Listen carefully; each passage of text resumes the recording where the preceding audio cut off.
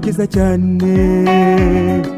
Yohana intumwa irasokera, ugomba kuvugwa n'itorero ryasigaye.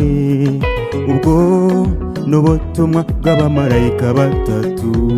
Uwa mbere ati nimwubahe Imana, muyimbaze kuko igihe cy'urubanza gisohoye. Nimuramye iyaremye ijuru, isi ndetse n'inyanja n'amasoko y'amazi.